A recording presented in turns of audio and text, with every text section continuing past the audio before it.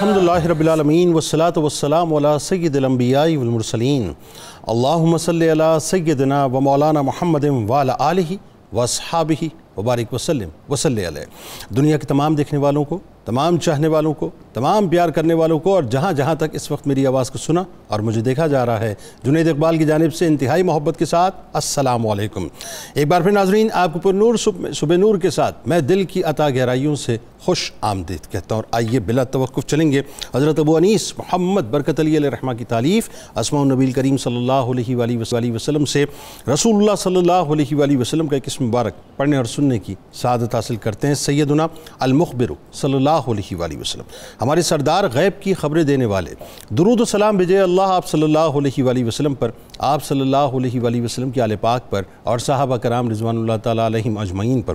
حضرت انس بن مالک رضی اللہ تعالیٰ عنہ سے روایت ہے، حضور نبی کریم صلی اللہ علیہ وآلہ وسلم نے ارشاد فرمایا کہ جس نے صدقے دل سے شہادت کی تمنا کی اور اللہ تعالیٰ کی بارگاہ میں دعا مانگی تو اس کی شہادت کی ہی موت ہوگی، اگرچہ وہ اپنے بستر پر طبعی موت ہی مر جائے۔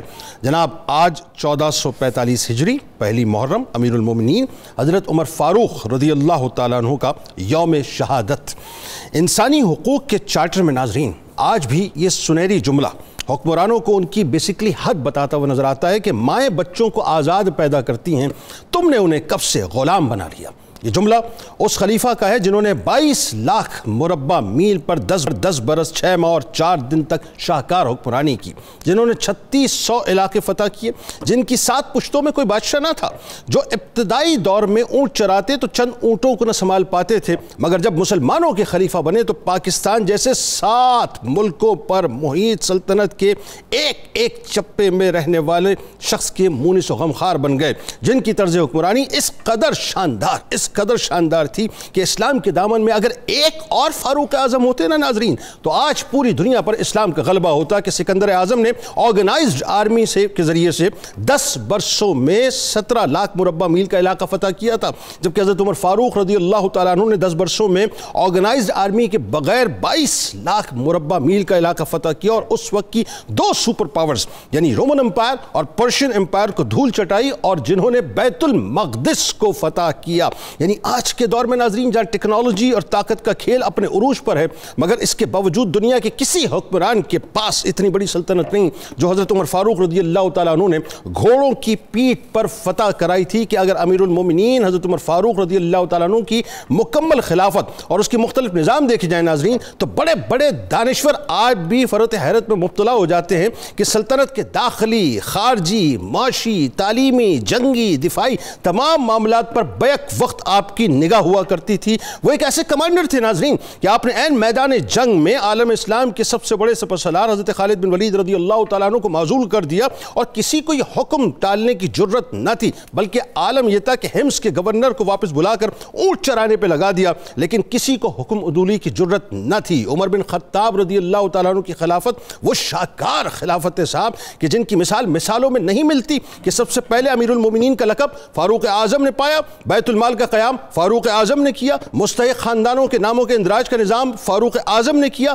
لاوارث بچوں کی پرورش کا انتظام فاروق اعظم نے کیا، راتوں کو عوام کی خبرگیری کے لیے گشت کا سلسلہ فاروق اعظم نے شروع کیا، سن ہجری کا اجرا فاروق اعظم نے کیا، جیل کا تصور فاروق اعظم نے دیا، پولیس کا محکمہ فاروق اعظم نے بنایا، ایک مکمل عدالتی نظام کی بنیاد فاروق اعظم نے رکھی، شہروں میں قاضی فاروق اعظم نے مقرر فرمائے، فوج کا باقاعدہ محکمہ فاروق اعظم نے قائم کیا، فوجی چھاونیاں فاروق اعظم نے بنوائیں، فوجیوں کے گھروں سے دوری کی مدت فاروق اعظم نے متعین کی، ٹیکسز کے نظام کو فاروق اعظم نے مضبوط کیا، سب سے پہلے مسجد نبوی کی توسیع فاروق اعظم نے کرائی، مؤذنوں، معلموں اور مدرسوں کی تنخواہیں فاروق اعظم نے مقرر کی، مسجدوں میں روشنی کا بندوبست فاروق اعظم نے کرایا، آبپاشی کا نظام فاروق اعظم نے قائم کیا، شہروں کی تعمیر کرانے کا کام فاروق اعظم نے کیا، دنیا میں پہلی بار دودھ پیتے بچوں، معذوروں، بیواؤں اور بے آسرا لوگوں کے وظائف وظائف فاروق اعظم نے مقرر کیے، غیر مسلموں کے لیے وظائف کا آغاز فاروق اعظم نے کیا، شرابیوں کو 80 کروڑوں کی سزا فاروق اعظم نے قائم کی، سب سے زیادہ فتوحات کا دروازہ فاروق اعظم کے دور میں کھلا، سب سے پہلے مردم شماری یعنی سینسس کرا کر ناموں کی فہرست فاروق اعظم نے تیار کروائی، دنیا میں پہلی بار ناظرین حکمرانوں، سرکاری عہدیداروں اور والیوں کے اثاثے ڈکلیئر کرنے کا تصور فاروق اعظم نے دیا، گورنرز کی تنخواہیں فاروق اعظم نے مقرر کی، ناانصافی کرنے والے ججوں کو سزا دینے کا سلسلہ فاروق اعظم نے قائم کیا، دنیا میں پہلی بار حکمران کلاس کی اکاؤنٹیبلٹی یعنی احتساب کا معاملہ فاروق اعظم نے شروع کیا، راتوں کو تجارتی قافلوں کی چوکیداری کا نظام فاروق اعظم نے قائم کیا، مسافر خانے اور گوداموں کی ابتدا فاروق اعظم نے کی، شہروں میں مہمان خانوں کی ابتدا فاروق اعظم نے کی، سلطنت کی یعنی جو خبر رسانی انٹیلیجنس کا جو نظام ہے فاروق اعظم نے قائم کیا، شورائے نظام کا جو سلسلہ ہے فاروق اعظم نے قائم کیا، اسلامی سکوں کا اجرا فاروق اعظم نے کیا، فرمایا کرتے تھے کہ جو حکمران عدل کرتے ہیں وہ راتوں کو بے خوف سوتے ہیں۔ سن لیجئے صاحب، آپ کا فرمان تھا کہ قوم کا سردار قوم کا سچا خادم ہوتا ہے، آپ وہ خلیفہ تھے کہ آپ کی مہر پر لکھا تھا کہ عمر نصیحت کے لیے موت ہی کافی ہے، سادگی ایسی صاحب کہ آپ کے دسترخوان پہ 2 سالن نہیں ہوا کرتے تھے اور زمین پر جو ہے سر جب رکھتے تھے تو اینٹ پر سر رکھ کے سو جایا کرتے تھے، سفر کے دوران جہاں نیند آتی تھی آپ کسی درخت پر چادر تان کر سایہ کر کے اس میں سو جاتے تھے اور ننگی تلوار آپ کی جو ہے وہ ہر وقت لٹکی ہوتی تھی، یعنی عالم یہ تھا کہ بے خوف رہتے تھے، 14 پیوند آپ کے کرتے میں ہوا کرتے تھے، لیکن عالم یہ تھا کہ جہاں سے گزر جاتے تھے لوگ آپ کی ہیبت سے کانپا کرتے تھے۔ یہ تھی طرز حکمرانی آپ کی جسے آج سمجھنے کی ضرورت ہے۔ آغاز کرتے ہیں، ہمارے ساتھ موجود ہیں، یقیناً کسی تعارف کے محتاج نہیں، پہلی شخصیت ممتاز عالم دین ہے، میرے دل کے بہت قریب جناب مفتی محمد فاروق القادری صاحب تشریف فرما ہیں، دوسری شخصیت ممتاز عالم دین جناب پروفیسر بشارت صدیق ہزاروی صاحب تشریف فرما ہیں، اور تیسری شخصیت ممتاز اسکالر جناب ڈاکٹر سید حامد فاروق بخاری صاحب سادات گھرانے سے ہمارے ساتھ تشریف فرما۔ تینوں احباب کو السلام علیکم، خوش آمدید۔ اور آخر میں ملک کے ممتاز ثناخواں جناب حافظ محمد ارشد نقش بندی صاحب منقبت کا نذرانہ پیش کریں گے۔ آغاز کرتے ہیں مفتی صاحب سب سے پہلے آپ سے، لیکن جو کرسی کے دل دادا ہیں آج اگر ہمارے ساتھ رہیں تو بڑا لطف آئے گا آپ کو سننے میں کہ ایکچول حکومت ہوتی کیسے ہے۔ مفتی صاحب ذرا بتائیے سب سے پہلے حضرت عمر فاروق رضی اللہ تعالیٰ عنہ، ہمارے یہاں تو 75 برسوں میں ہم نے دیکھا کہ جب حکومت کسی کو ملتی ہے تو شادیانے کسی اور انداز سے بج رہے ہوتے ہیں، لیکن وہاں جو طرز تھا کہ بحیثیت خلیفہ جب پہلا خطبہ دیا جا رہا ہے اور طرز حکمرانی کا جو منشور پیش کیا جا رہا ہے صاحب وہ ہے اصل طرز حکمرانی، بتائیے ذرا۔ بسم اللہ الرحمن الرحیم، اسلامی سال کا پہلا مہینہ اور پہلی صبح حضرت سیدنا عمر فاروق اعظم رضی اللہ تعالیٰ عنہ کا یوم شہادت۔ ایک صاحب قلم نے بڑا ذو معنی با معنی اور جامع جملہ کہا حضرت عمر کے یوم شہادت کے موقع پر کہ قاتل کا زہر میں بجھا ہوا خنجر سینہ عمر میں نہیں بلکہ قلب کائنات میں پیوست ہو گیا۔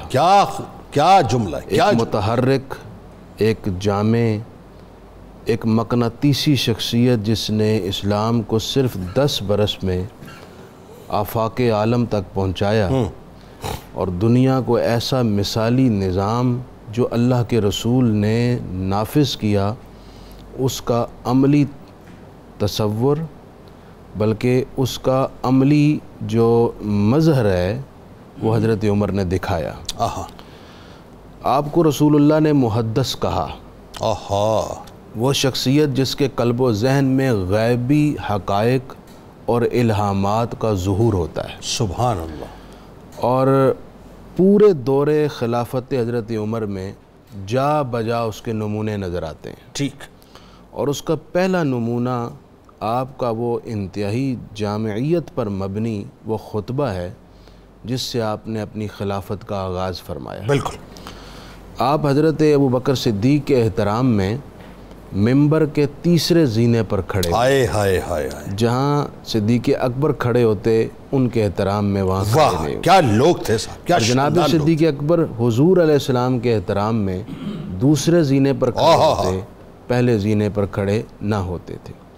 حضرت عمر نے اپنے خطبے کا آغاز کیا اور میں آج چاہ رہا ہوں کہ من و عن ان الفاظ کا ترجمہ پڑھ دوں سر، یہ بہت اچھا ہے۔ عمر رضی اللہ تعالیٰ عنہ نے ایگزیکٹلی یہی جانا چاہیے ارشاد فرمایا۔ جناب، آپ فرمانے لگے، لوگو میں تم ہی میں سے ایک انسان ہوں، اگر مجھے خلیفہ رسول کی نافرمانی گوارا ہو سکتی تو میں ہرگز یہ ذمہ داری نہ لیتا۔ یعنی آپ کے دل میں بالکل خواہش نہیں تھی کہ میں اس طرح کا کوئی منصب سنبھالوں۔ مجھے معلوم ہے لوگ میری سختی سے ڈرتے ہیں اور میری دوستی سے لرزہ براندام رہتے ہیں۔ جو کوئی بھی یہ احساس رکھتا ہے وہ اپنی جگہ درست ہے۔ مجھے رسول اللہ صلی اللہ علیہ وسلم سے شرف صحبت حاصل رہا ہے، میں آپ کا ادنا مطیع اور خادم تھا اور کسی بھی نرمی اور رحم دلی میں آپ تک نہیں پہنچ سکتا۔ اللہ بارگاہ رسالت میں میری حیثیت ایک برہنہ تلوار کی تھی۔ حضور جب چاہتے مجھے نیام میں رکھ دے اور جب چاہتے مجھے کام میں لا۔ کیا تعارف اپنا دے رہے ہیں، سبحان اللہ سبحان اللہ۔ آپ صلی اللہ علیہ وآلہ وسلم کی خدمت میں اس طرح رہا یہاں تک کہ اللہ تعالیٰ نے آپ کو اپنے ہاں یاد فرما لیا۔ اللہ اکبر۔ آپ آخر وقت تک مجھ سے راضی رہے اللہ، اور اس پر میں اللہ کا شکر ادا کرتا ہوں۔ سبحان اللہ سبحان۔ اس کے بعد مسلمانوں کی خدمت سیدنا ابو بکر صدیق کے سپرد کی گئی، جن کے تحمل اور نرمی سے کسی کو انکار نہیں، اور میں ان کا بھی اطاعت گزار اور معاون رہا۔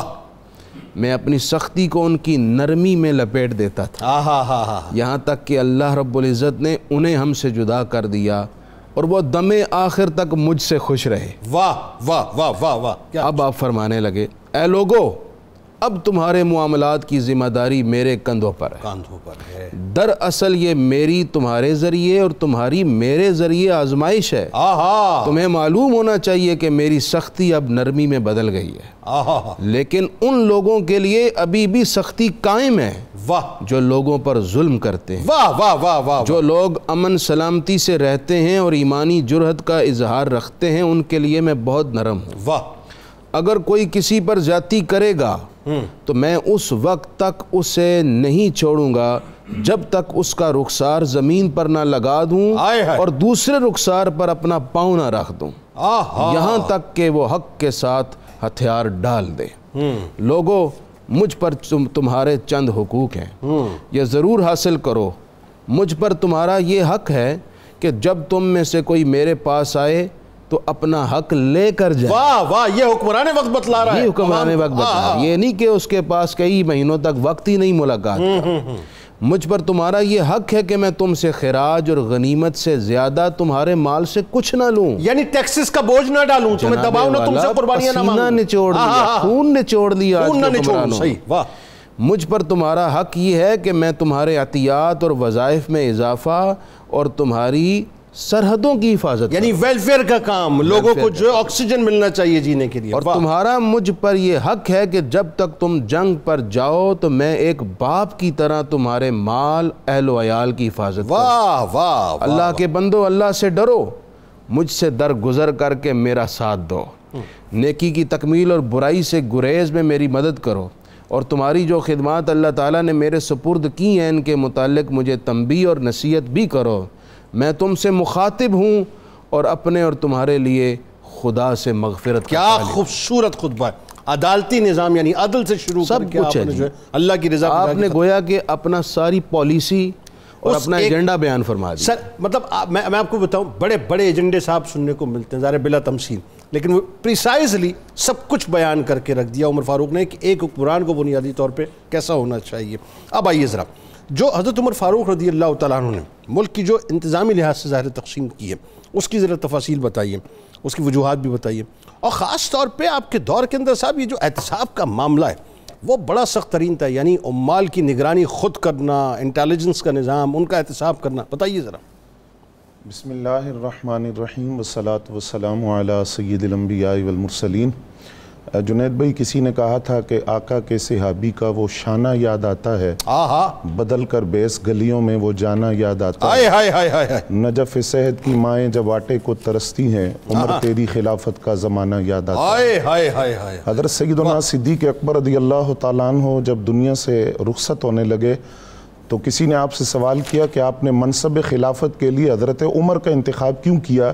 تو آپ نے جواب دیا کہ اگر اللہ تعالیٰ نے مجھ سے میری بخشش کا کوئی سبب پوچھا تو میں جواب دوں گا کہ میں عمر کو تیرے بندوں پر حکمران بنا کر آیا تھا۔ حضرت سیدنا فاروق اعظم رضی اللہ تعالیٰ عنہ نے جب منصب خلافت سنبھالا تو مرکز مدینہ تو نبی کو رہنے دیا، لیکن انتظامی امور کے لیے سلطنت اسلامیہ کو 8 صوبوں کے اندر آپ نے تقسیم کر دیا، جس میں مکہ المکرمہ، مدینہ منورہ، شام، جزیرہ، بصرہ، کوفہ، مصر اور فلسطین شامل ہے۔ پھر ان صوبوں میں سے ہر صوبے کے اندر مرکز سے گورنر کا تعین کیا گیا اور اس گورنر کے ماتحت کچھ افسران کی تقرری کی گئی۔ اب ایک تو حضرت سیدنا فاروق اعظم رضی اللہ تعالیٰ عنہ کی وہ شرائط ہیں، لیکن ان شرائط سے پہلے جو ایک بنیادی کام آپ نے کیا کہ آپ جس بھی شخص کو کوئی عہدہ دیتے اس کا امتحان لیتے تھے، اس کی آزمائش کرتے۔ مثلا حضرت سیدنا ابو موسیٰ اشعری رضی اللہ تعالیٰ عنہ کے لیے ایک مشیر کی تقرری تھی، تو حضرت احنف بن قیس رضی اللہ تعالیٰ عنہ کو 1 سال آپ نے اپنے پاس روک کر رکھا، ان کا امتحان لیا۔ 1 سال بعد آپ نے فرمایا کہ میں نے تمہیں پرکھ لیا ہے، تمہارا ظاہر بہت خوبصورت ہے، اسی طرح تمہارا باطن بھی خوبصورت ہوگا، تم امتحان میں کامیاب ہو، اب تم مشیر بننے کے قابل ہو، اب تم مشیر بن سکتے ہو۔ تو اب حضرت سیدنا فاروق اعظم رضی اللہ تعالیٰ عنہ نے عاملین کی تقرری کے لیے، گورنروں کی تقرری کے لیے جو شرائط بیان کی وہ 2 طرح کی ہیں۔ ایک ان میں سے شرائط مطلقہ ہیں جو ہر گورنر کے لیے لازم تھی۔ ان میں سے پہلی شرط آپ نے یہ بیان کی کہ جو گورنر ہے وہ اعلیٰ گھوڑے کی سواری نہیں کرے گا۔ دوسری شرط یہ ہے کہ باریک لباس نہیں پہنے گا، چھنے ہوئے آٹے کی روٹی نہیں کھائے گا، اپنے دروازے پہ دربان کھڑا نہ کرے تاکہ لوگوں کو اس تک پہنچنے میں دشواری نہ ہو۔ اسی طرح اس کی رعایا میں سے کوئی بیمار ہو جائے تو اس کی عیادت کرے گا، کوئی فوت ہو جائے تو اس کے جنازے میں جائے گا۔ یہ شرائط تھی جو تمام گورنروں کے لیے بیان کی گئی۔ یہ شرائط ایسی ہے کہ اگر آج کے آپ VVIP کلچر کو سامنے رکھیں تو آپ کو بالکل ایسا لگے گا کہ عمر فاروق رضی اللہ عنہ نے 1400 برس پہلے سارے شرائط بتا دی۔ جی بالکل۔ اور پھر دوسرا، حضرت سیدنا فاروق اعظم رضی اللہ تعالیٰ عنہ نے کچھ شرائط تھی جو خطوط کے ذریعے گورنروں کو دی۔ وہ کیا؟ ان میں سے پہلی شرط اور بڑی قابل توجہ، وہ کیا؟ آپ فرماتے ہیں ان تجارت الامیر فی امارتہ خسارۃ، گورنر کا یا امیر کا اپنی حکومت میں تجارت کرنا یہ خسارہ ہی خسارہ ہے۔ جو امیر ہے یا حکمران ہے وہ اپنی حکومت کے اندر تجارت نہیں کر سکتا، خرید و فروخت نہیں کر سکتا، اس کی بہت ساری خرابیاں آپ نے بیان کی۔ پھر جس کو آپ گورنر مقرر کرتے اس کے اثاثہ جات کی تفصیل طلب کرتے کہ تمہارے اثاثے کتنے ہیں، اس کی تفصیل کو آپ اپنے پاس رکھ لیتے۔ جب وہ گورنری سے معزول ہوتا یا وہ گورنری کو عہدہ چھوڑتا تو ان اثاثوں کو دیکھا جاتا، اگر اس میں زیادتی ہوتی تو وہ بیت المال میں جمع کروا دی جاتی۔ یعنی اثاثے جو ہیں وہ الیکٹ ہونے سے پہلے، سلیکٹ ہونے سے پہلے ڈکلیئر کروائے جاتے تھے، بعد کی تحقیق سے پہلے تحقیق کی جاتی تھی۔ اور پھر حضرت فاروق اعظم رضی اللہ تعالیٰ عنہ جو کل مال اس وقت گورنر کے پاس ہوتا اس کے 2 حصے کر کے آدھا مال اس کے حوالے کرتے، آدھا امانتاً اپنے پاس رکھ لیتے جو بعد میں واپس کیا جاتا۔ انہی شرائط میں سے ایک شرط آپ نے یہ بھی بیان کی کہ کوئی بھی گورنر کسی رشتہ دار کو عہدہ نہیں دے گا۔ اس کی وجہ کیا ہے؟ فرمایا جس شخص نے کسی رشتہ دار کو عہدہ دیا اس نے اللہ کے ساتھ، اس کے رسول کے ساتھ، سارے مومنوں کے ساتھ خیانت کی ہے۔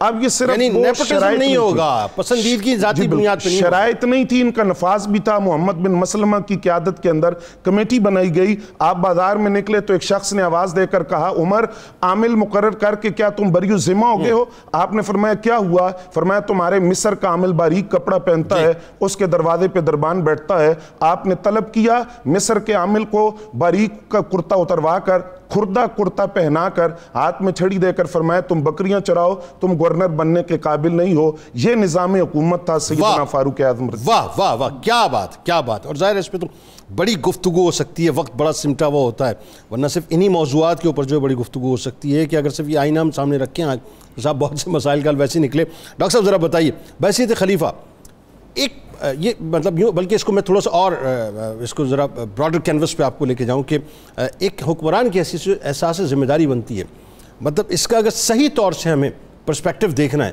تو حضرت عمر فاروق رضی اللہ تعالیٰ عنہ نے جو احساس ذمہ داری کو اون کیا بحیثیت خلیفہ وہ بتائیے۔ پھر یہ کہ آپ کی طبیعت میں انتہائی سادگی وہ کیا تھی وہ ذرا بتائیے، اور خاص طور پہ یہ جو جذبہ خدمت خلق آپ کے اندر اچھا بسا ہوا تھا بتائیے ذرا۔ بسم اللہ الرحمن الرحیم۔ جی جنید بھائی، آپ نے انٹرو میں بھی اشارہ کیا ہے کہ حضرت سیدنا فاروق اعظم جو ہے انہوں نے سب سے پہلے گشت کا جو نظام ہے وہ قائم فرمایا ہے، اور احساس ذمہ داری تو ظاہر ہے اسی درجے کا ہونا چاہیے تھا، کیونکہ آپ نے جزیرہ عرب کو اور حجاز کو 22 लाख मुरब्बा मील में बदलना Amazing. तो ये इतना आसान काम नहीं था अगर आपके अंदर एहसास ज़िम्मेदारी ना हो। और एहसास यही होता है कि शायद रसूल अकरम सल्लल्लाहु अलैहि वसल्लम ने इसी ज़िम्मेदारी के लिए हज़रत सैयदना फ़ारूक आज़म को अल्लाह से ख़ुद मांगा था।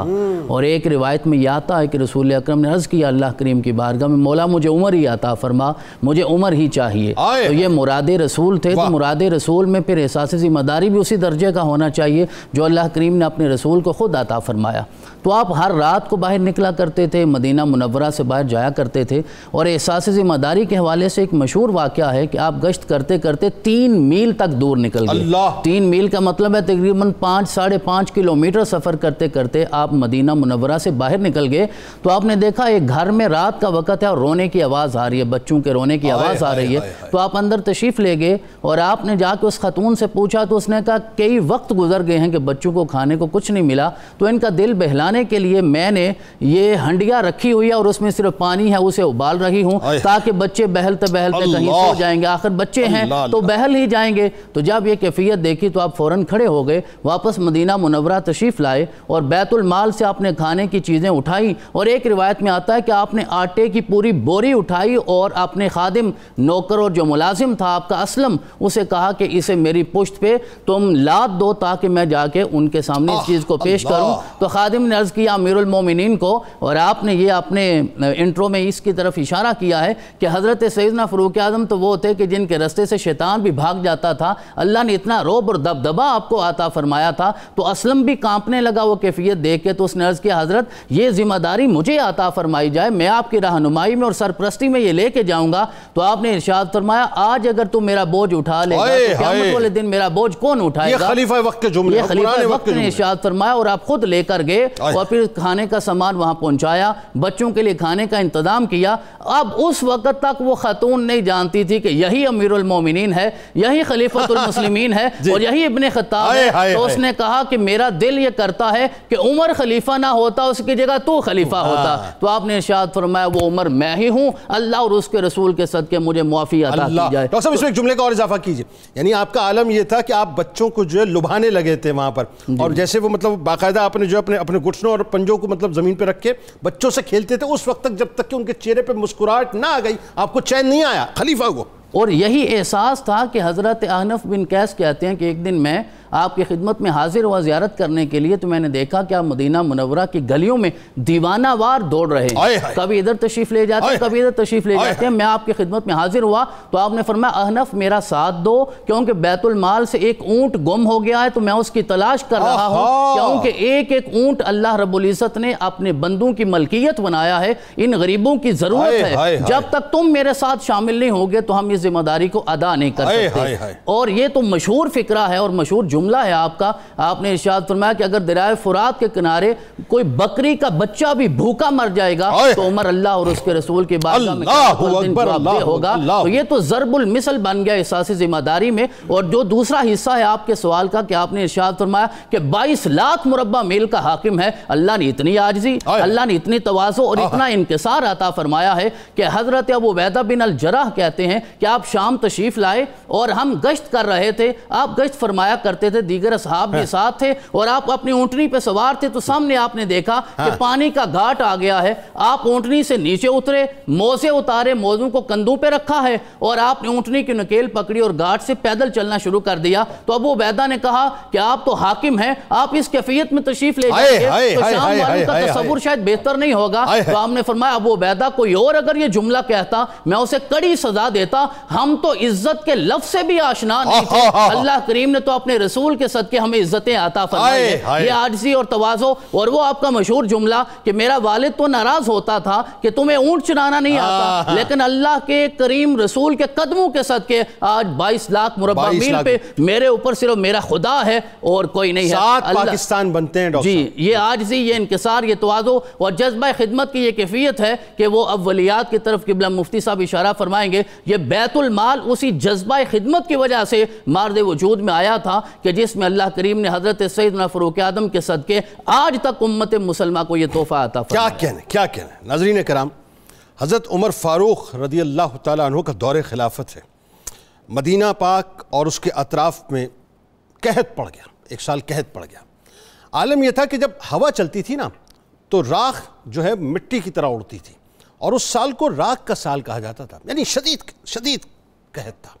حضرت عمر فاروق رضی اللہ تعالیٰ عنہ، یہ تو آج ہم اسٹیٹمنٹس دیتے نا، بیانات، ٹکرز، 75 برسوں سے ہم صرف ٹکرز، وہاں ٹکرز نہیں چلتے تھے، وہاں بیانات نہیں دی جاتے تھے، وہاں کے جو ہے اپنا پریس کانفرنسز صرف نہیں کی جاتی تھی، وہاں عملی طور پہ کام کیا جاتا تھا۔ حضرت عمر فاروق اس درد کو اپنے قلب میں محسوس کرتے تھے، اور آپ یہ محسوس کرتے تھے، اور آپ نے اسی بات کو محسوس کرتے ہوئے منصب امارت پہ رہتے ہوئے باقاعدہ اعلان کر دیا تھا کہ میں اس وقت تک گھی، دودھ اور گوشت کا ذائقہ نہیں چکھوں گا جب تک کہ عام مسلمان پہلی بارش سے فیض یاب نہ ہو جائیں۔ یہ عمر فاروق نے اعلان فرمایا تھا رضی اللہ تعالیٰ عنہ۔ ایک سال گزر گیا صاحب، اس کے بعد قحط سالی ظاہر ختم ہوئی، بارش سے لوگ فیض یاب ہوئے، تو جب بازار میں غلہ آنا شروع ہوا تو غلام کو فکر ہوئی کہ میرے آقا جو ہیں وہ اپنی کمٹمنٹ پہ پورا ہو چکے، اب جا کے میں کچھ لے کے آ جاؤں۔ تو وہ 40 درہم کے قریب جو ہے بازار لے کے گئے، اور اس کے بعد انہوں نے کیا یہ کہ گھی کا ایک کنستہ لیا، دودھ کا ایک مشکیزہ لیا، اور لا کے حضرت عمر فاروق رضی اللہ تعالیٰ عنہ کی بارگاہ میں دیا۔ آپ کو پتہ ہے خلیفہ وقت نے اس وقت بھی کیا کیا، کمٹمنٹ پوری کر چکے۔ آپ نے فرمایا تم ان دونوں چیزوں کو اٹھاؤ اور جا کے خیرات کر دو، کیونکہ مجھے یہ بات ناپسند ہے کہ میں اسراف کے ساتھ کھاؤں۔ پھر جو تاریخی جملہ آپ نے فرمایا، یہ منہ پر تماچا ہے صاحب ان تمام لوگوں کے کہ جو میوزیکل چیئر کے ارد گرد رقص کرتے ہیں۔ فرماتے ہیں کہ اگر مجھے وہ تکلیف نہ پہنچے، اگر مجھے وہ تکلیف نہ پہنچے جو تکلیف میری رعایا کو پہنچ رہی ہے، تو پھر مجھے ان کے حال کا کیسے معلوم ہوگا۔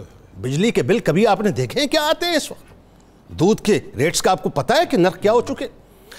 چاول، گھی، آٹا، دال، چینی، یہ جو کھانے کی چیزیں ہیں جس کی وجہ سے انسان زندہ رہتا ہے، آپ کو معلوم ہے کہ اس کی ریٹ لسٹ کیا ہو چکی ہے؟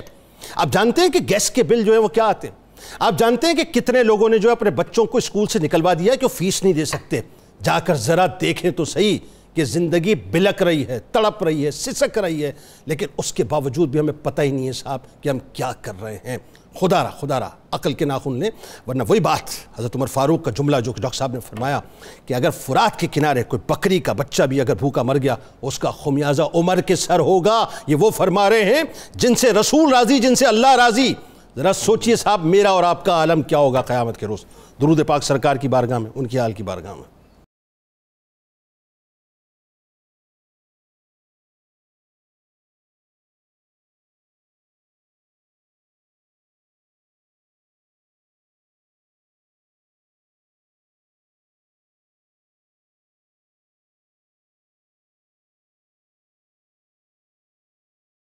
جناب ایک بار پھر میں آپ کو خوش آمدید کہتا ہوں۔ امیر المومنین حضرت عمر بن خطاب رضی اللہ تعالیٰ عنہ کی خلافت اور ان کی شہادت پہ بات ہو رہی ہے، پہلی محرم الحرام۔ توجہ چاہیے آپ کی۔ مخدوم اطہر محمود صاحب فرماتے ہیں کہ ہمدم ختم مرتبت، برحق اس کی امامت، عالی شان عدالت، بے مثل شجاعت، رائے میں ثقاہت، کلام میں فصاحت، بیان میں بلاغت، لفظوں میں حکمت، اس کے مشورے میں برکت، رخ پہ روب و متانت، قد میں طوالت، شخصیت میں جلالت، پہچان اس کی ہے غیرت، ہر دم پاس شریعت، دماغ میں تقاضائے وحدت اور دل میں عشق رسالت، آنکھوں سے جھلکتی معرفت، پیشانی پہ چمکتی نورانیت، لباس سے عیاں قناعت، آشنائے راز حقیقت، اس کی شمولیت سے گلشن اسلام میں نکھت، حق و باطل میں فرق اس کی فراست، خلیفہ رسول امین، امیر المومنین، بظاہر خاک نشین، روح تھی عرش کی مکین، نگاہ میں تحت السرا تا افق مبین، فراست مومن اور کامل یقین، قوی جسم و جاؤ عزم و دین، حضر سے بھر دی خدا کی زمین، ذات اس کی آیت مبین، صفات اس کی اعلیٰ و عرفہ و برین، صحابہ میں ایسے جیسے موتیوں میں نگین، کہر خدا بر دشمنان مسلمین، عمر کی عمر بس عشق رسول اور کچھ بھی نہیں، اس کی شمشیر اور خون منافق سے زمین رنگین، اس کی بیٹی حضور کی عزت، قائم ہے اس کی حجت، مقبول ہے اس کی شفاعت، وہ مومنین کی راحت، فقر تھی اس کی دولت، متا اس کی سرکار سے محبت، نازا اس پہ خلافت، نفاق سے نفرت، آدائے دین پہ حیبت، باقی سب ہیں مریدان نبوت اور یہ ہیں مراد نبوت۔ مفتی صاحب ذرا آپ بتائیے کہ یہ جو اولیات خاص طور پہ جس کا صحرا بنیادی طور پہ آپ کی ذات اقدس پہ سجا ہے، اس کے بارے میں بتائیے ذرا، اس کا اجمالی بیان کیجئے۔ حضرت عمر رضی اللہ تعالیٰ عنہ بلا کے ذہین اور دور اندیش شخصیت تھے. اللہ کریم نے آپ کو کمال کی فراست مومنانہ سے نوازا تھا. اولیات یعنی وہ کام جو سب سے پہلے حضرت عمر نے ایجاد فرمائے. اس سے معلوم یہ ہوتا ہے کہ حضرت عمر کی شخصیت اور آپ کی صلاحیتیں یہ ایجاد اور اختراع کی صلاحیتوں سے لبریز تھیں. بلکہ سچ تو یہ ہے کہ حضرت عمر اللہ کے رسول کی شان اعجاز کے مظہر کامل تھے. واہ واہ واہ سبحان. حضرت عمر رضی اللہ تعالیٰ عنہ نے جو اقدامات فرمائے، جو نظام اور جو سسٹمیٹک ریاست دکھائی، 14.25 صدیاں گزر گئی ہیں، آج تک دنیا اس سے آگے نہیں بڑھ سکی. اللہ. اسی نظام کے اندر ہی دراصل حضرت عمر کے دور حکومت نے بتایا ہے کہ اگر ویسا نظام کرنے میں کامیاب ہو گئے تو پھر ترقی، عروج، عزت، پذیرائی سب کچھ اسی میں ہے. حضرت عمر رضی اللہ تعالیٰ عنہ نے سب سے پہلے روئے زمین پر سینسس کروایا، مردم شماری کروائی. واہ واہ واہ.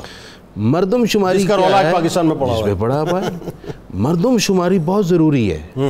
ٹھیک. کوئی ریاست اس وقت تک عوام کو خوش و خرم نہیں رکھ پائے گی اور ان کو وسائل سے صحیح معنی میں فیسیلیٹیٹ نہیں کر پائے گی جب تک ان کے اعداد و شمار کا علم نہ ہو. پتہ ہی نہ ہو کتنے لوگ رہتے ہیں. کتنے لوگ رہتے ہیں. تبھی تو وسائل اور ضروریات میں توازن ہوگا. بالکل صحیح. تبھی تو آپ لوگوں کو ایک بہترین اور بھرپور زندگی دے سکیں گے. بالکل ٹھیک. ہمارے ہاں یہی تو پرابلم ہے. تو حضرت عمر رضی اللہ تعالیٰ عنہ نے اس کا باقاعدہ ریکارڈ، اس کا ڈیٹا مرتب کروایا. کیا پھر اس کے مطابق فیصلے فرمائے. پوری دنیا آج اسی پہ چل رہی ہے. پہلی شخصیت ہمارے کرنے والی. اچھا دوسرا دیکھیے جنید بھائی، آج ہمارے پاکستان میں ایک اور بڑے مسئلے یہ بھی ہیں کہ شہروں کے اندر آبادی کا بوجھ بڑھ گیا ہے. ٹھیک. مثلا کراچی شہر میں 3 کروڑ سے آبادی کہتے ہیں تجاوز کر چکی ہے. لاہور میں آبادی دیکھیں کہاں تک پہنچ چکی ہے. بالکل ایسا ہے. جب شہر کے وسائل محدود ہیں، اس کے اندر آبادی کا بوجھ بڑھاتے چلے جا رہے ہیں، تو پھر شہر کیسے برداشت کرے گا؟ نتائج یہی نکلیں گے کہ تھوڑی سی بارش ہوتی ہے گاڑیاں ڈوب جاتی ہیں. ایسا ہی. ندی نالے ایسے ابل پڑتے ہیں کہ لوگوں کے گھروں میں پانی داخل ہو جاتا ہے. اور کئی علاقوں میں بجلی نہیں، کہیں ڈرین سسٹم نہیں. تو یہ آبادی ایکسٹرا ہونے کی وجہ سے ہے.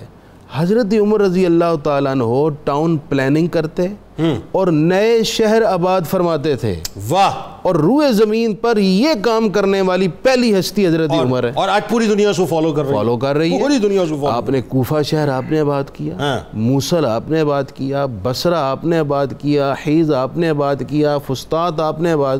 کتنے شہر ہیں جو حضرت عمر نے آباد فرمائے. ایک بڑا مسئلہ یہ ہے کہ جہاں کہیں عدالتی نظام اگر انتظامیہ کا ایک پارٹ ہوگا تو وہاں مسائل بنیں گے. واہ. کیونکہ انتظامیہ اور عوام ڈائریکٹ آمنے سامنے رہتی ہیں. بالکل صحیح. بالکل صحیح. تو اگر انتظامیہ اپنی مرضی سے عدالت کو یوز کرے گی تو پھر کبھی بھی عوام کو عدل قائم نہیں ملیں گے. حضرت عمر پہلی شخصیت ہیں جنہوں نے عدالتی نظام کو بالکل انتظامی ڈھانچے سے الگ کر دیا. اور آج پوری دنیا اس کو فالو کر رہی ہے. اور فالو کرتی جا رہی ہے.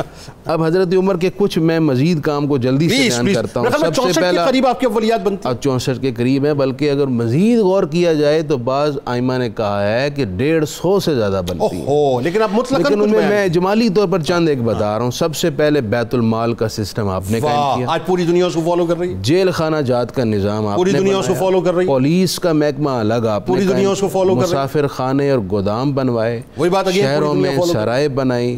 اچھا پھر خبر رسانی کا نظام بنایا، جیسے آج انٹیلیجنس کا نظام. ٹھیک. خبر رسانی وہ بھی ہے اور خبر رسانی یہ میڈیا بھی ہے. اوکے. حضرت عمر رضی اللہ تعالیٰ اس کی بنیاد رکھنے والے ہیں. Media network. شورائی نظام. لیکن حضرت عمر موجودہ میڈیائی نظام دیکھتے تو ساتھ کوڑا بھی ہمیں دیتے کہ یہ بھی ساتھ پڑتا.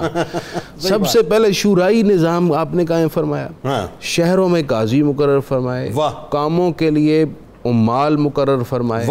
یعنی مراد اس سے یہ ہے کہ یہ جو موجودہ ہمارا نظام جس میں ایک ڈپٹی کمشنر ہوتا ہے, شہر کی ایک انتظامیہ ہوتی ہے, حضرت عمر رضی اللہ عنہ ہر شہر کی سطح پر اس طرح کے انتظامی ڈھانچہ بنا. دیکھیں پاکستان کے اندر یہ بھی ایک رول ہے, یہ ڈیولوشن آف پاور کا جو مسئلہ ہے, کچھ مطلب کچھ جگہوں پہ کچھ علاقوں میں جو الیکشنز ہوتے ہیں کچھ کاؤنسلر کی سطح کے, یہ بھی رول ہے, لیکن اس کی بنیاد حضرت عمر نے رکھی اور یہ صحیح مطلب افیکٹ کرتا ہے. اچھا پھر کمال کی بات یہ ہے جس پر اس دور میں توجہ ہی کسی کی نہیں جاتی تھی, جنگلات کی پیمائش حضرت عمر نے کروائی, پھر پہاڑوں کی پیمائش کروائی حضرت عمر نے, کیونکہ اس کے متعلقہ عوامی مفادات ہیں تو حضرت عمر نے اس کو بھی پیش نظر رکھا. اور پھر سب سے بڑھ کر جو آج پاکستان میں ایک احتساب کا الگ ادارہ ہے, حضرت عمر رضی اللہ تعالیٰ نے ایک احتساب مکتب بھی قائم فرمایا, جس میں گورنرز کا, عمال کا, ذمہ داران کا, سرکاری افسران کا, سب کا احتساب اس میں ہوتا تھا. یعنی اس وقت کا صحیح معنوں میں احتساب بیورو جو ہے. اور آخر بات یہ, حضرت عمر پہلی شخصیت ہیں جو جب گورنرز, ذمہ داران, افسران کا تقرر فرماتے تو تقرر کے وقت ان کے پاس موجودہ کتنے اثاثہ جات ہیں ان کو تحریر کر کے رکھ لیا جاتا. جب وہ ذمہ داری مکمل کر لیتے ان کے اب کے اثاثہ جات کے ساتھ اس کو ٹیلی کیا جاتا, اگر اضافی ہوتے وہ ضبط کر کے بیت المال میں جمع کروا. یعنی بات یہ ہے کہ وہ کرسی پر بیٹھنے سے پہلے سائیکل بھی گھر میں نہ تھی, لیکن وہی بات ہے 2 سال کرسی پہ بیٹھنے کے بعد اگر وہ پراڈو آ گئی ہے اس کے پاس تو فوراً اس کی اکاؤنٹیبلٹی شروع ہو جانی چاہیے. یعنی حضرت عمر کے اس نظام سے ایک بات, بس ایک جملہ, چیک اینڈ بیلنس, جہاں یہ نہیں ہے وہاں کبھی بھی بھرپور اور توانا نظام قائم نہیں ہو سکتا. بالکل صحیح. اس میں ایک بات اور آگے بڑھاتے ہوئے کہ بنیادی طور پہ اگر آپ اس پورے نظام کو اٹھا لینا اور اللہ کرے اگر یہ ایز اٹ از پاکستان کے اندر اپلائی ہو جائے, کیونکہ پوری دنیا میں یہ جو کچھ بھی آپ کو فرمایا آپ نے, آپ پوری دنیا میں اٹھا کے دیں, ہر جگہ پہ آپ کو یہی نظام حضرت عمر فاروق کا ہی نظر آئے گا. اچھا اب ذرا یہ بتائیے فتوحات, اور ظاہر ہے یہ ایک بہت بڑا کارنامہ آپ کا ہے کہ 22 لاکھ مربع میل تک آپ نے ایکسپلور کیا, اس کے بارے میں بتائیے, اس کے علاقوں کے بارے میں بتائیے. جنید بھائی, حضرت فاروق اعظم رضی اللہ تعالیٰ عنہ کے دور خلافت کی انفرادی خصوصیات میں سے سلطنت اسلامیہ کے اندر عظیم الشان وسعت بھی شامل ہے. آپ کے 10 سالہ دور خلافت کے اندر 13,09,501 مربع میل سلطنت اسلامیہ کے اندر اضافہ ہوا. آپ کے دور خلافت کے پہلے 6 سالوں کے اندر شام مکمل فتح ہو چکا تھا. بقیہ مدت خلافت کے اندر ایران, عراق, مصر سلطنت اسلامیہ میں شامل ہوئے 1036 اور اس شہروں اور ان کے مضافات پر اسلام کا جھنڈا لہرایا گیا. جس نے ان فتوحات کی تفصیل نہیں پڑھی وہ تو یہی سمجھے گا کہ کروڑوں کا لشکر تھا, مختلف محاذوں پر موجود تھا اور بڑی تیزی کے ساتھ شہر سلطنت اسلامیہ میں داخل ہو رہے تھے, لیکن حقیقت ایسی نہیں ہے. حقیقت کیا ہے کہ انہی فتوحات میں سے ایک منظر ہے فتح یرموک کا, جہاں حضرت ابو عبیدہ بن الجرح 45,000 کا لشکر لے کر 10 لاکھ رومیوں کے سامنے کھڑے ہیں اور چند دنوں کے اندر ان کو شکست دے کر شام کو سلطنت اسلامیہ میں شامل کرتے ہیں. انہی فتوحات کا ایک منظر فتح یرموک کا وہ بھی ہے جہاں حضرت خالد بن ولید صرف 60 مجاہدین کو لے کر 60,000 کے سامنے جا کر کھڑے ہو کر فرماتے ہیں کہ تم میں سے 1,000 کا مقابلہ ایک مرد مجاہد اور ایک صحابی کرے گا. شام تک لڑائی ہوتی ہے اور 60,000 رومی واپس بھاگتے ہوئے نظر آتے ہیں اور یہ 60 صحابہ جو ہیں یہ فتح یاب ہو کر واپس آتے ہیں اور رومن امپائر کی کمر جو ہے یہ یرموک نے توڑی. بالکل انہی فتوحات کا ایک منظر یہ بھی ہے کہ کس تیزی کے ساتھ فتوحات ہو رہی ہیں کہ جس وقت فتح یرموک ہو جاتی ہے, اور یہ بڑا خوبصورت منظر ہے. حضرت ابو عبیدہ بن الجرح حضرت فاروق اعظم کو خط لکھتے, یہ نہیں فرماتے کہ میں مدینہ واپس آ جاؤں, پوچھتے ہیں کہ اب کیا حکم ہے, کیساریہ جانا ہے یا بیت المقدس جانا ہے, کس کو فتح کرنا ہے. آپ نے مولا علی سے مشورہ کیا, مولا علی المرتضیٰ نے فرمایا پہلے بیت المقدس جائیں, کیونکہ میں نے نبی علیہ السلام سے سنا تھا پہلے بیت المقدس فتح ہوگا پھر کیساریہ فتح ہوگا. بیت المقدس حضرت ابو عبیدہ بن الجرح گئے, جو پادری تھا اس نے قلعے کی چھت پہ چڑھ کے کہا آپ فتح نہیں کر سکتے, وہ آئے جس کی نشانیاں ہماری مقدس کتابوں میں لکھی ہیں. وہ 4 نشانیاں ہیں, وہ نبی کا صحابی ہوگا, نام عمر ابن خطاب ہوگا, لوگ اس کو فاروق کہیں گے, مزاج میں سختی ہوگی. حضرت فاروق اعظم رضی اللہ تعالیٰ عنہ چلے تو پیمد لگا ہوا لباس پہن کر آئے. حضرت ابو عبیدہ بن الجرح نے کہا عیسائی اپنی کتاب کتابیں لے کر اپنے پاؤں اٹھا کر گردنیں لمبی کر کے مدینے کے راستے پر نظریں لگا کر کھڑے ہیں کہ آج عمر کو دیکھیں تو صحیح، جس کا نام سن کر عالم کفر کانپ جاتا ہے، آپ لباس تبدیل ان کی کتابوں میں بشارت موجود ہے۔ آپ نے جواب کیا دیا؟ فرمایا ابو عبیدہ یہی تو ان کو بتانے آیا ہوں کہ عمر کا روب، عمر کا جلال، عمر کا دبدبہ، عمر کی ہیبت، عمر کا وقار، عمر کی شان کپڑوں کی وجہ سے نہیں ہے، نبی علیہ السلام کی نسبت اور غلامی کی وجہ سے ہے، اسلام کے دامن سے وابستہ ہونے کی وجہ سے ہے۔ پھر یہی حضرت عمر ہیں، اور یہ منظر کیسے ہم بھول سکتے ہیں کہ قادسیہ کی فتح کے بعد جب مدائن کی طرف یہی لشکر اسلام بڑھتا ہے تو جس وقت دجلہ کے کنارے جا کر حضرت سعد بن ابی وقاص کھڑے ہوتے ہیں اور کشتیاں نہیں ہیں اور دجلہ کو پار کر کے مدائن میں داخل ہونا ہے، صحابہ پوچھتے ہیں حضرت سعد بن ابی وقاص سے کرنا کیا ہے؟ فرمایا یہی تو وقت ہے دجلہ کو بتانا ہے ہم غلام کس کے ہیں اور ہمارا امیر کون ہے۔ تو دجلہ سے مخاطب ہو کر فرمایا یا بحرو انک تجری بامر اللہ وبحرمت مصطفیٰ وبعدل عمر خلیفت رسول اللہ خلیتنا والعبور، اے دریا تو جانتا ہے تو اللہ کے حکم سے جاری ہوتا ہے، تجھے رسول اللہ کی عزت کا واسطہ، عمر کی عدالت کا واسطہ راستہ چھوڑ دے اور ہمیں دریا پار کرنے دے۔ ہزاروں کا لشکر تھا تو دجلہ میں کود پڑا اور وہ دجلہ سے دوڑتا ہوا جاتا تھا اور سواری کی ٹاپوں سے پانی کے قطرے نہیں، گرد اور مٹی اڑتی ہوئی نظر آتی تھی۔ اس لیے اقبال نے کہا تھا دشت تو دشت دریا بھی نہ چھوڑے ہم نے، بار ظلمات میں دوڑا دیے گھوڑے ہم نے۔ آخری حد کیا تھی ان فتوحات کی؟ یہ مکران کی ساحلی پٹی تک حضرت فاروق اعظم کے لشکر پہنچے، سلطنت اسلامیہ میں شامل کیا۔ یوں کہوں کہ جزیرہ عرب سے لے کر مکران کی ساحلی پٹی تک جس کی حکومت اور سکہ چلتا تھا اسے عمر بن خطاب کہا جاتا ہے۔ کمال یہ آج تو ہم سے ایک پاکستان نہیں سمجھ رہا صاحب، آج تو ہم سے ایک پاکستان جو ہے وہ جو 22-23 کروڑ عوام کے اوپر محیط ہے وہی جو ہے سنبھالا نہیں جا رہا۔ 7 پاکستان بنتے تھے، میں بار بار کہہ رہا ہوں 7 پاکستان ٹوٹیلٹی میں 22 لاکھ مربع میل پہ، اور اس اتنی طویل سلطنت میں اب ذرا ڈاکٹر صاحب یہ بتائیے نظام احتساب کو جس انداز سے آپ نے قائم کیا اس پہ ذرا میں چاہتا ہوں تھوڑا سا، کیونکہ سیناپسس پہ بات ہوئی، ذرا کھل کے گفتگو کیجیے۔ میریٹوکریسی جو کہ کسی بھی سلطنت کی حکومت کی بنیاد ہوا کرتی ہے، اس کا آپ نے بڑا خیال رکھا، اس پہ بات کیجیے، اور فائنلی ظاہر ہے آپ کی شہادت بتائیے۔ جنید بھائی احتساب کا نظام قائم اسی صورت میں ہو سکتا ہے جب انسان سب سے پہلے اپنی ذات کو احتساب کے لیے پیش کرے۔ تو آپ نے تو ایک چادر اور کرتے کا بھی حساب دیا ہے مجمع میں کھڑے ہو کے، آپ نے کہا کہ میرا حساب جو کرنا چاہتا ہے کر۔ اور جس طرح آپ نے خود ارشاد فرمایا کہ آپ نے جو احتساب کا نظام قائم کیا اس میں حضرت سیدنا محمد بن مسلمہ کو سب سے بڑی ذمہ داری دی گئی۔ آپ اس زمانے میں آپ انہیں ISI چیف کہہ لیجئے یا انسپیکٹر جنرل پولیس کہہ لیجئے یا DG نیب کہہ لیجئے، ساری ذمہ داریاں آپ کے پاس ہوتی تھیں، اور جب بھی کوئی خبر آپ کو ملتی تھی تو حضرت محمد بن مسلمہ کو بھیجا جاتا تھا، آپ جا کے اسے ویریفائی کرتے تھے اور پھر آپ کی خدمت میں اس چیز کو پیش کیا جاتا تھا۔ اور جس کی طرف پہلے اشارہ ہو چکا ہے کہ حضرت ابن غنم یہ مصر کے گورنر تھے نا، اور انہوں نے وہ باریک کپڑے پہنے ہوئے تھے، تو آپ نے فرمایا کھردرے کپڑے پہنو اور بکریوں کا ریوڑ جا کے چراؤ۔ تو ان کا رد عمل ابتدا میں کوئی مناسب نہیں تھا، انہوں نے کہا کہ اس زندگی سے بہتر ہے کہ موت آ جائے۔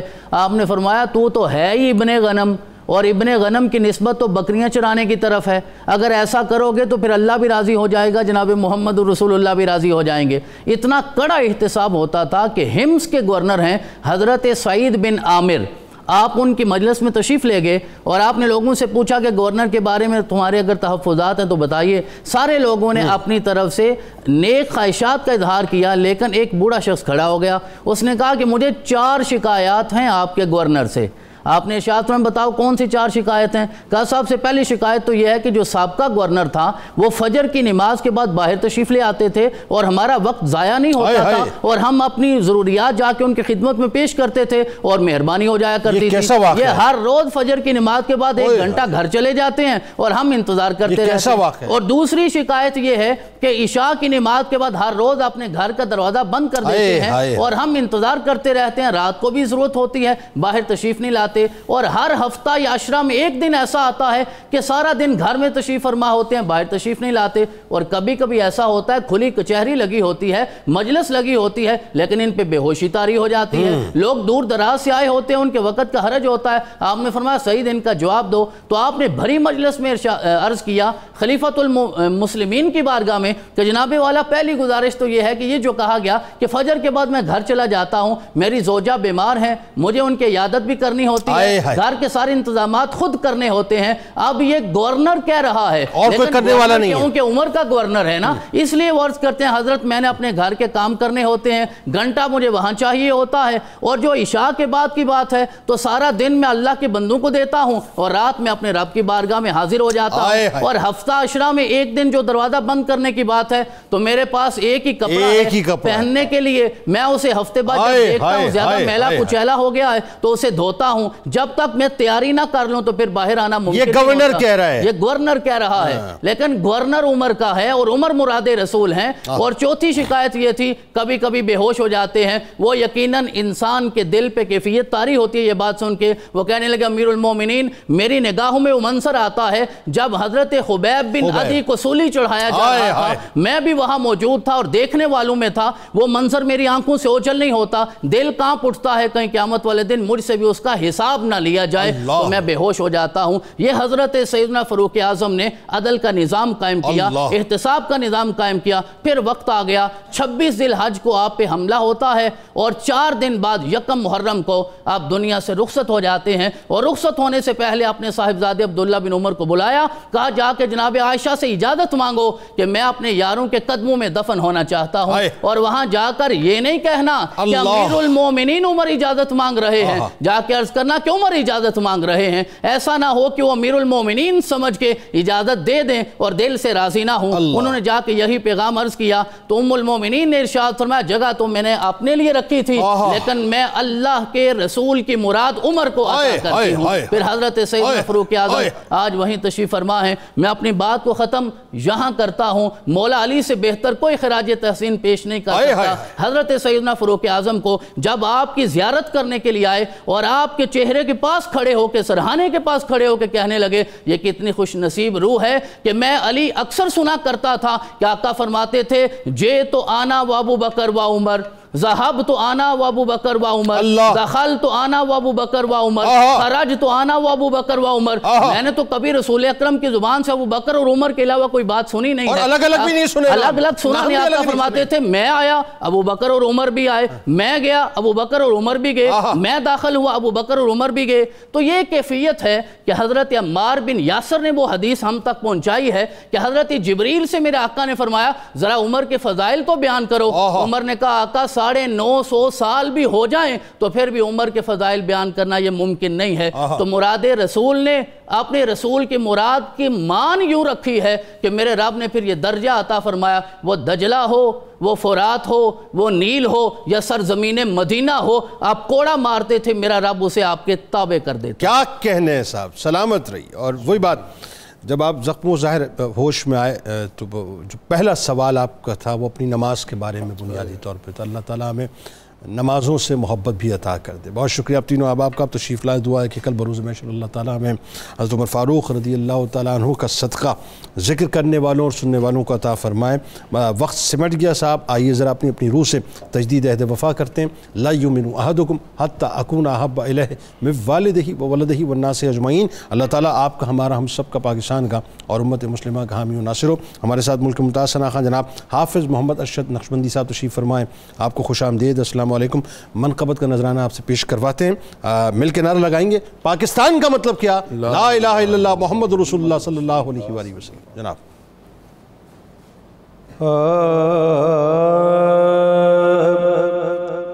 صحابہ میں ذیشان فاروق اعظم, صحابہ میں ذیشان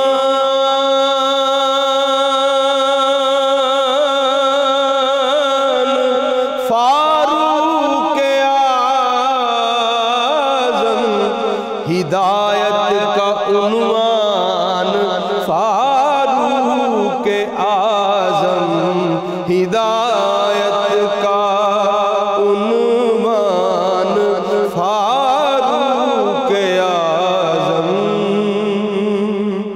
سراجم منیرا نے چمکایا جس کو,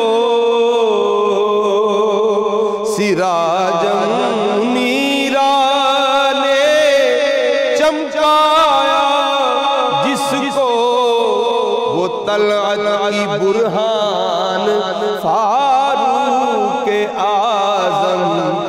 طلعت کی برہان فاروق اعظم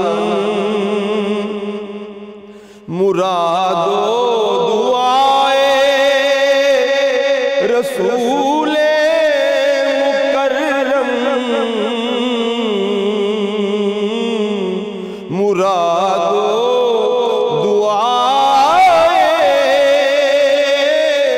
رسول مکرم صحابہ کا ارمان فاروق اعظم صحابہ کا ارمان فاروق اعظم عرب سے عجم تک خلافت تھی ان کی عرب سے عجم تک خلافت تھی ان کی ہے ساجد کے سلطان فاروق اعظم ہے ساجد کے سلطان فاروق اعظم صحابہ میں ذیشان فاروق اعظم ہدایت کا عنوان فاروق اعظم